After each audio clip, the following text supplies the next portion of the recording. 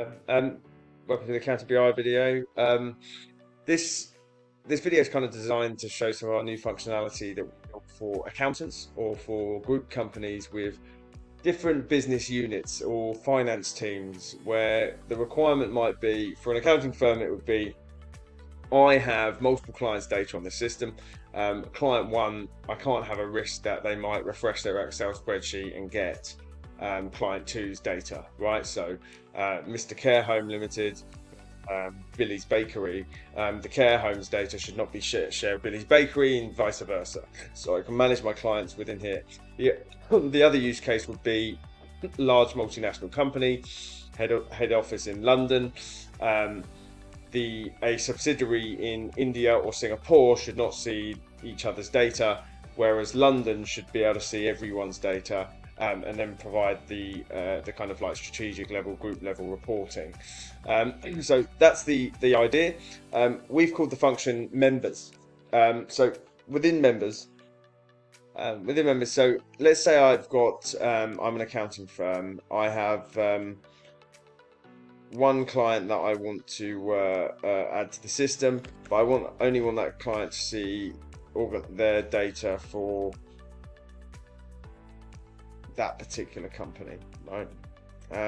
So let's say in this instance that company is called Prime Pay and Tax, and Prime Pay and Tax has 20 organisations that are connected. In this instance, I'm going to send them an invite, and let's this could be my client who's never ever going to want to log in the system, or maybe they do want to log in the system, or it could be if I'm the London head office and I want to send Singapore subsidiary access to their level of data. That's kind of the use case here. Obviously, I'm assuming that Singapore here want to log into the system, right? But there may be a case that Singapore doesn't actually want to log into the system. In that instance, I just put a dummy email address here, right? Because the functionality will still be the same. So what I've done here is essentially created Singapore. It's got multiple companies added to it, but it hasn't got all my companies, if that makes sense. So, and the reason why that is key is we're now creating, if you're familiar with the system, you know the system works with bearer tokens, right? So bearer token is like a password you have for accessing certain levels of data. So what happens here is I may have multiple organizations connected to my high level accounting firm or group level account. I then go to my Excel add in here, and then all I'm doing, I'll move that up there. Then within my Excel add in here, I might be calling profit and loss report. Now, the bearer token I'm going to add here is a different bearer token, which is the kind of like member level bearer token, which I took from here. This member level bearer token will give me only the data for the organizations that I wanted to share with that particular user. So it could be client or subsidiary.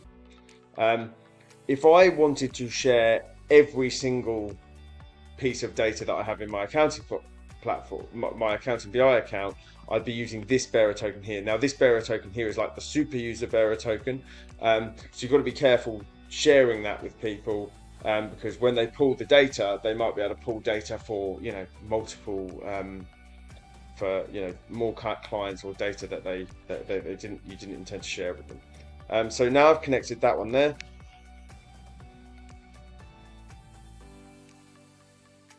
Now you can see we've refreshed the data. Now this data only includes Prime Pay and Tax, and doesn't include the other 20 organizations I've probably got connected to that account. Whereas if I change the bearer token to this high level / super user one, I'll pull that data, and in this organization column, you'll see that there'll be 20 organizations. So yeah, that's the new members feature within Accounting.BI.